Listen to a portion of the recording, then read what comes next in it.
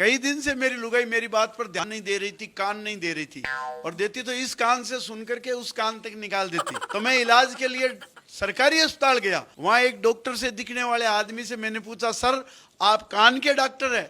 बोले हाँ, हम बहुत काम के डॉक्टर है, बताइए। मैंने कहा सर मेरी बीबी ऊंचा सुनती है, कोई इलाज बताइए। बोले दिल्ली ऊंचा सुनती है, छत पे जाके चिल्लाइए। चुप हो जा, सातवीं फेल। अरे मैंने कहा सर मजाक मत करो, बीबी कम सुनती है। बोले यार ऐसी बीबी तो बड़े भाग्य से मिलती है, मेरी वाली तो मेरी बिल्कुल ही नहीं सुनती है।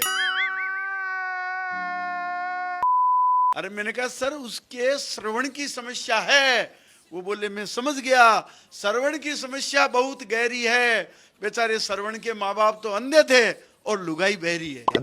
अरे मैंने कहा डॉक्टर साहब उसके कान के पर्दे की दिक्कत है।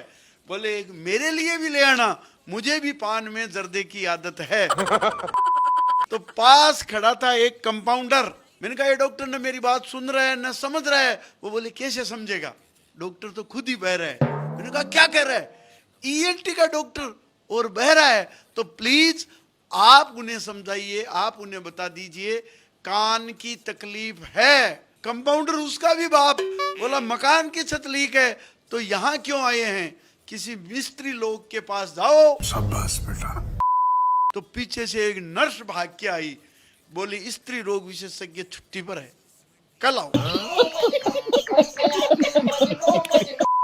तो मैं परेशान होकर के मैंने सीएमएचओ को फोन किया, पीएमओ को फोन किया। मैंने कहा मेरी यहाँ कोई सुन नहीं रहा है, कान की समस्या है। पीएमओ बोला ये कान की नहीं हिंदुस्तान की समस्या है, यहाँ कोई किसी की नहीं सुनता है। देखा आपने लापरवाही का नतीजा।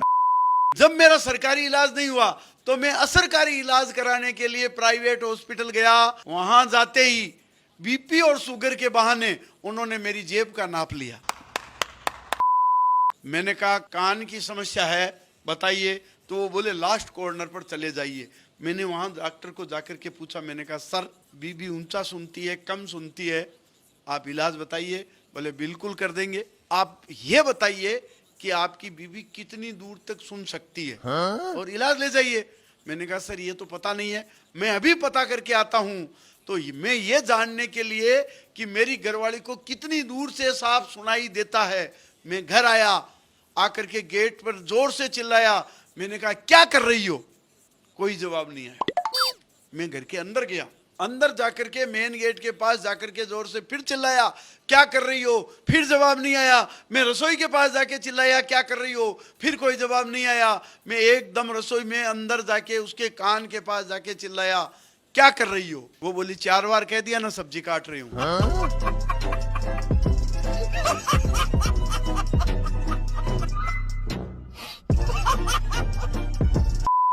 और अब मैंने कहा ये प्रॉब्लम तो इधर। oh, no. मैं वापस भाग करके वापस डॉक्टर के पास आया।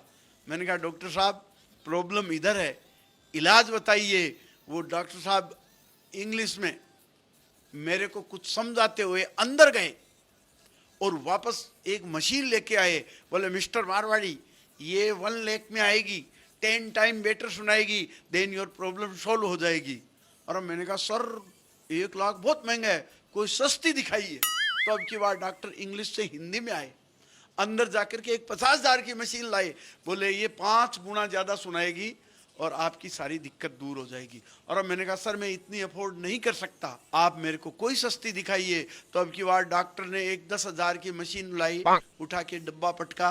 बोले ये 10,000 की मशीन है, 2 गुना ज्यादा सुनाएगी, आपकी समस्या हल हो जाएगी। और अब मैंने कहा डॉक्टर साहब मैं इतना भी अफोर्ड नहीं कर सकता, मुझे तो जो सबसे सस्ती मशीन है वो बताइए। बोले प्राइवेट हॉस्पिटल में इलाज कराने आए हो? तो मैंने कहा सर मैं अफोर्ड नहीं कर सकता। तो डॉक्टर साहब ने अब की बार एक कंपाउंडर को बुलाया, वो एक डिब्बा लेके आया, मेरे को कहा ये 200 रुपए में आएगी, आप इसे ले जाइए। मैंने कहा सर इसकी विशेषता तो बताइए। बोले इस पे दान दीजिए जरा, इसकी डिटेल इसकी जानकारी बताने के 500 रुपए एक्स्ट्रा। और मैंने कहा 200 की मशीन 500 रुपए एक्स्ट्रा, कोई बात नहीं लीजिए बताइए ये इसमें क्या विशेषता है? बोले ये देख कोई मशीन वशीन कुछ नहीं है, ये जो कान के सुनने की मशीन होती है ठीक वैसा ही खिलौना है, पर तू जब इसे खुद कान के लगा के डोलेगा तो अगला आदमी तेरे को बहरा समझ के अपने आप जोर से बोलेगा।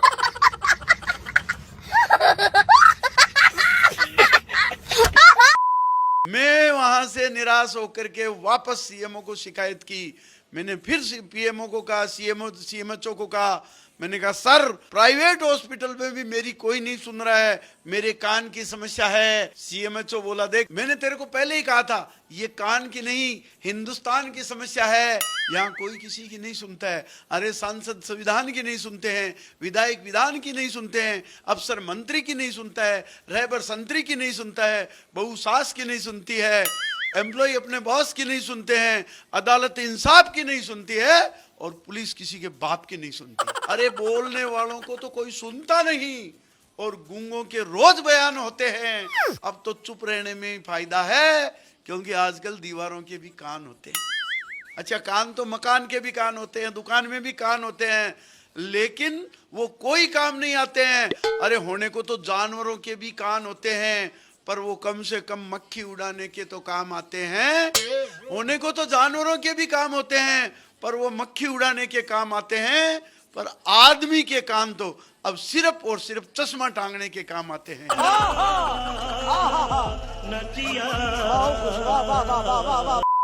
अगर आपकी लुगाई भी आपकी बात नहीं सुन रही है तो मेरी कविता पर कान लगा के सुने और कैसी लगी है मुझे शेयर करके कमेंट करके बताएं।